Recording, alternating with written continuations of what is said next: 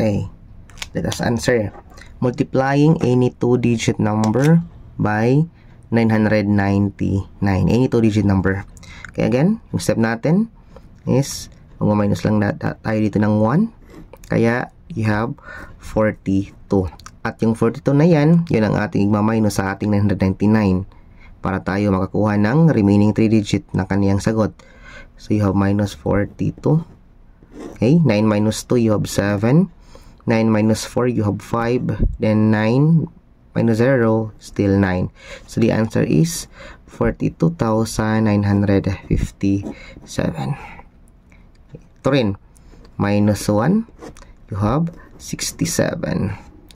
At yung 67 na yan, yung ating igma-minus sa ating 999. 9 minus 7, you have 2. 9 minus 6, you have 3. Then 9 minus 0 is still 9. So the answer is 67,932. Okay. So again, minus 1 tayo dito. Kaya you have 50. Then yung 50 na yan, yun ang ating igma-minus dito. So 9 minus 0 is 9. 9 minus 5, you have 4.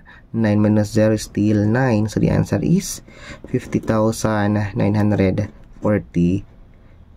Okay. So, dito rin, minus 1. Kaya meron tayong 71.